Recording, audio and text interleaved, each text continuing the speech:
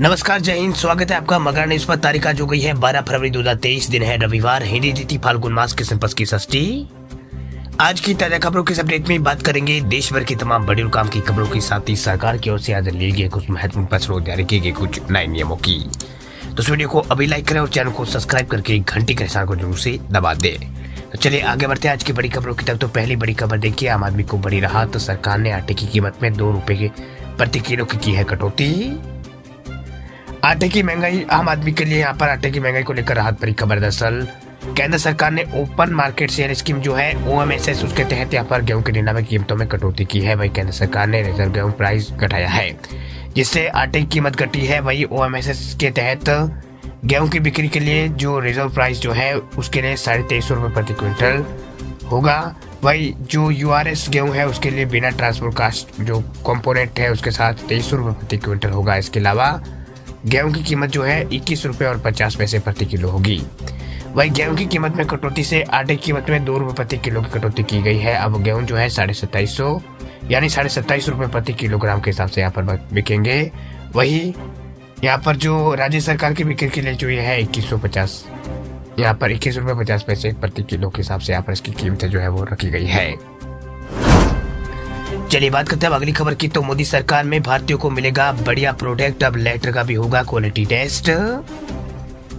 देश से एक्सपोर्ट बढ़े, साथ ही इंडियन कस्टमर्स की बढ़िया क्वालिटी का उत्पादन मिले, इसके लिए सरकार और प्रधानमंत्री मोदी ने यहाँ पर जीरो डिफेक्ट और जीरो इफेक्ट जैसी सक्सेस मंत्र यहाँ पर सरकार ने दिया है। अब भारत सरकार का department for promotion of industry and industrial trade जो है DPTIIT ऐसे प्रोडक्ट की लिस्ट यहाँ पर बना रहा है जिनके लिए क्वालिटी कंट्रोल का मानक जो है वो तय किए जाएंगे। बात अब करते हैं अगली खबर की। तो रेल यात्रियों के लिए खुशखबरी देखिए, रेलवे ने यात्रियों को दिया है बड़ा सौगात। तो अब दी जा रही ये सुविधा। केंद्रीय रेलवे मंत्री अश्विनी वैष्णव ने कहा है कि आने वाले सालों में देश में रेलवे का एक नया रूप जो है वो देखने को मिलेगा। इसके तहत अब रेलवे ने ये 2 बड़ी जानकारी है वो करोड़ों मुसाफिरों के साथ साझा की है। दरअसल करोड़ों यात्रियों को रेलवे की सबसे बड़ी सौगात ट्रेन और रेलवे स्टेशन पर तत्काल दी जा रही ये सुविधा है। दरअसल रेलवे स्टेशनों पर चिकित्सा सुविधा मुहैया कराने को लेकर केंद्रीय मंत्री जो है रेल मंत्री, उन्होंने राज्यसभा में एक जानकारी देते हुए कहा कि सुप्रीम कोर्ट द्वारा रेलवे स्टेशनों और ट्रेनों में दी जा रही चिकित्सा सुविधा प्रदान करने की आवश्यकता और सीमा की जांच का काम पूरा हो गया है। वह सर्वोच्च अदालत के आदेश के पालन के लिए रेल मंत्रालय ने जो है वो एम्स नई दिल्ली के एक्सपर्ट्स की कमेटी जो है वो बनाई थी। इस समिति ने देश के सभी रेलवे स्टेशनों और यात्रियों को ले जाने वाली ट्रेनों में मेडिकल बॉक्स के प्रावधान की सिफारिश जो है वो की है। इसके तहत ऑन बोर्ड या फिर निकटतम पर उपलब्ध डॉक्टर के माध्यम से चिकित्सा सुविधा के प्रावधान के साथ साथ बोर्ड और स्टेशन के सभी कर्मचारियों के लिए अनिवार्य प्राथमिक चिकित्सा का परीक्षण जो है वो दिया जाएगा। चलिए बात करते हैं अगली खबर की। तो भारत में आने वाले G20 देशों के लोग अब कर सकेंगे UPI का इस्तेमाल, RBI ने जारी किया है circular. RBI reserve bank of India ने शुक्रवार को G20 देशों के यात्रियों को भारत में रहने के दौरान मोबाइल आधारित यूनिफाइड पेमेंट इंटरफेस यानी UPI का इस्तेमाल करने की मंजूरी देने वाला सर्कुलर जारी कर दिया है। वह UPI एक पेमेंट प्लेटफॉर्म है जिसके जरिए यूजर्स अलग अलग बैंक खातों को एक मोबाइल ऐप पर एकीकृत जो है वो कर सकते हैं और उसके माध्यम से कहीं भी किसी को भी यहाँ पर बैंक एक खाते से दूसरे खाते में पैसे भेज सकते हैं और इसके लिए मंगवा भी सकते हैं। वही RBI ने विदेशी नागरिकों और भारत में आने वाले प्रवासी भारतीयों को UPI के इस्तेमाल को मंजूरी देने की घोषणा यहाँ पर बुधवार के दिन की थी। वही RBI ने कहा है कि UPI का इस्तेमाल करने की सुविधा शुरुआत में यहाँ पर देश के कुछ चुनिंदा अंतर्राष्ट्रीय हवाई अड्डों पर आने वाले G20 देशों के यात्रियों के लिए होगी। बाद में ये सुविधा देश के सभी इलाकों में यहाँ पर जारी कर दी जाएगी। वही भारत ने 1 दिसंबर 2022 को G20 की अध्यक्षता यहाँ पर संभाली थी। G20 दुनिया के विकसित और विकासशील देशों का एक मंच है जिसमें अर्जेंटीना, ऑस्ट्रेलिया, ब्राजील, कनाडा, चीन, फ्रांस, जर्मनी और इंडोनेशिया, इटली, जापान, तुर्की और इसके अलावा सऊदी अरब और दक्षिण अफ्रीका और ब्रिटेन और अमेरिका और यूरोपीय संघ इसमें शामिल है। आपको बता दें कि भारत में UPI का इस्तेमाल लगातार तेजी से बढ़ रहा है। डिजिटल इंडिया के तहत पेमेंट को बढ़ावा देने के उद्देश्य से शुरू किया गया UPI अब सिर्फ देश के बड़े शहरों तक सीमित नहीं रहा है बल्कि ये ग्रामीण क्षेत्रों में भी तेजी से बढ़ रहा है। वही UPI के माध्यम से किए जाने वाले ट्रांजेक्शन सिर्फ आसान और सुविधाजनक ही नहीं बल्कि सुरक्षित भी है। चलिए बात करते हैं अब अगली खबर की। तो कार चलाने वाले लोगों के लिए बड़ी खबर देखिए, 1 अप्रैल से होगा बड़ा बदलाव, कार कंपनियों की बढ़ेगी परेशानी, तो ग्राहकों के लिए है अच्छी खबर।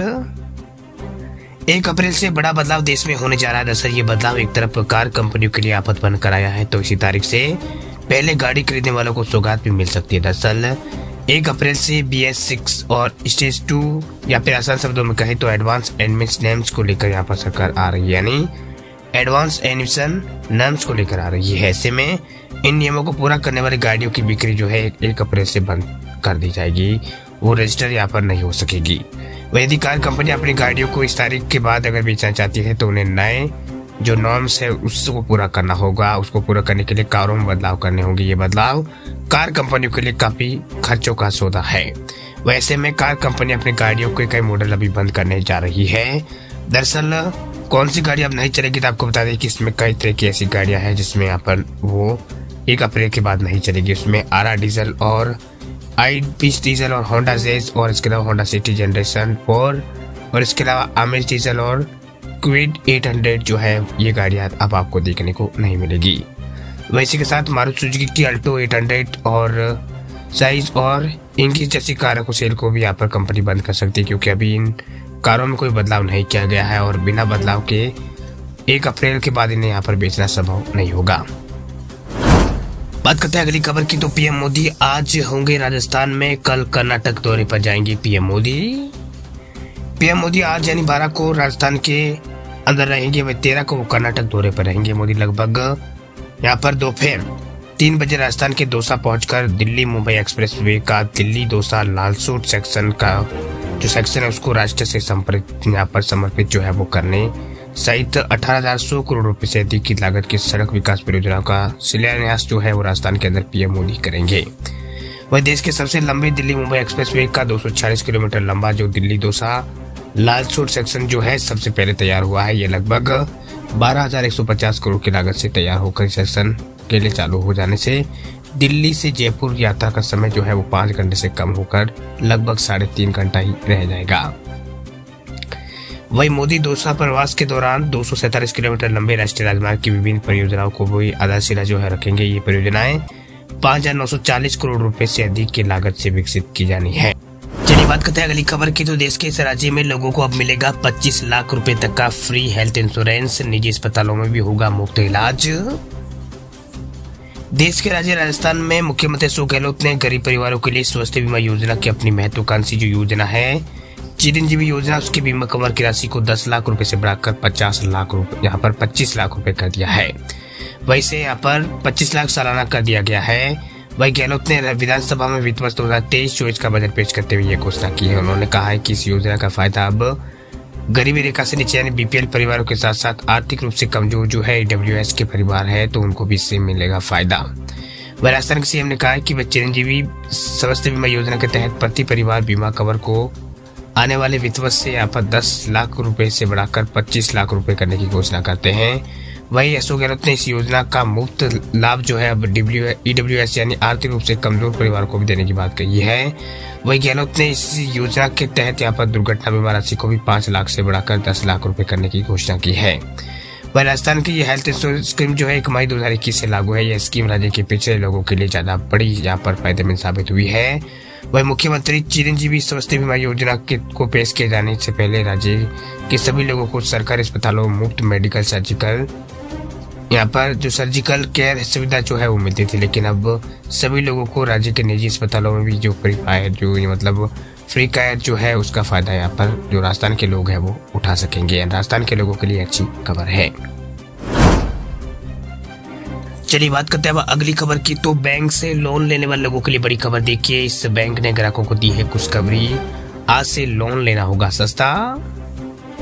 पब्लिक सेक्टर के कैनरा बैंक ने ग्राहकों को बड़ी खुशखबरी दी। RBI के रेपो रेट में बढ़ोतरी के बावजूद भी कैनरा बैंक ने अपने लेंडिंग रेट में 0.15% लेंडिंग रेट जो है कम कर दिया। देश में महंगाई की दर को काबू करने के लिए RBI ने इस हफ्ते रेपो रेट को 25 बेसिस पॉइंट बढ़ाया था, जिसके बाद लोग अपनी किस्तों को बढ़ाने की आशंका जताने लगे थे।